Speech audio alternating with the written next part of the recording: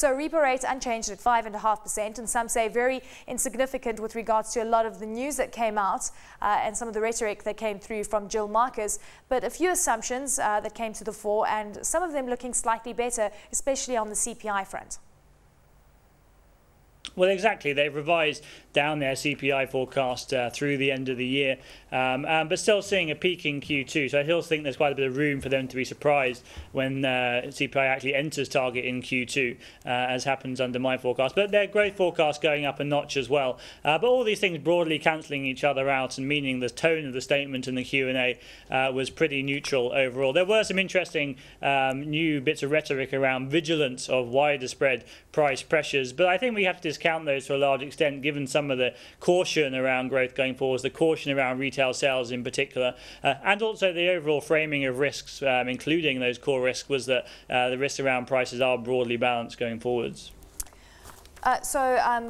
Peter, if we could also just touch on core inflation versus the headline CPI number. And the truth is we're sitting in a negative real rate environment. What kind of impact is this going to have going forward on investment?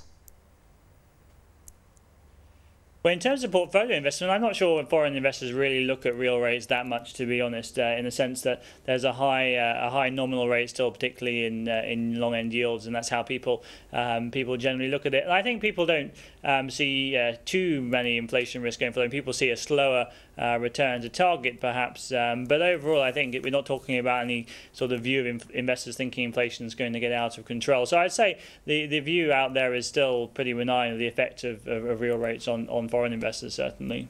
Also, just looking at the consumer at this stage, Peter, there is a big focus on the core CPI number, and the truth is it's sitting at around 4.3%. We know that when it starts going towards the 5.5% level, that's when we could actually see a bit of movement from the Reserve Bank. Do you think that actually could happen, where we do see an increase in interest rates if it does go above 5.5%? Well, I think we really have to break core down into different drivers, the demand drivers and cost push second round effects coming through from higher oil prices and things like that. And I don't really think the SARB is going to be reacting to basically a peak in core inflation forecast around 5.4, they said, or around 5.5.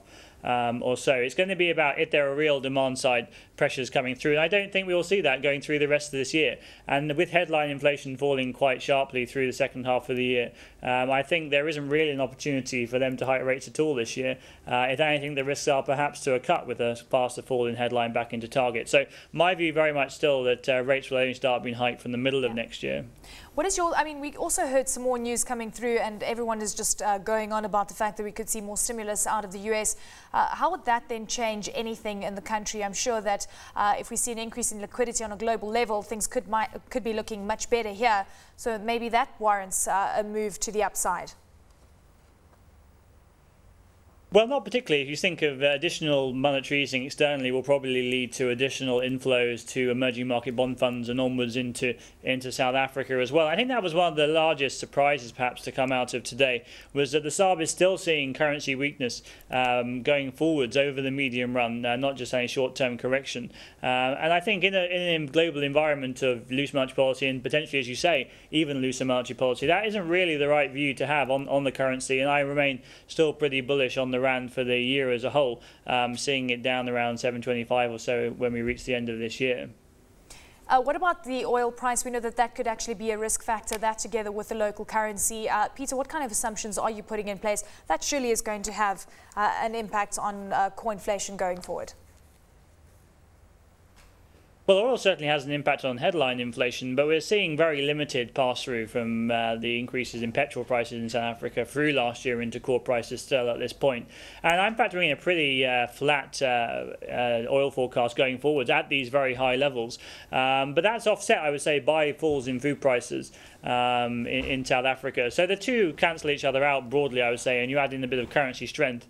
And the SARB, of course, are right to raise the risks from both food and oil, but I wouldn't say they're particularly concerning at this juncture, unless we see a dramatic flare-up in those sovereign, in those political geopolitical risks. Exactly. If we see a massive increase in the Brent crude price, and in conjunction with a much weaker local currency, then that perhaps won't be counteracted as much by the fall in food inflation if we do see that kind of scenario playing out.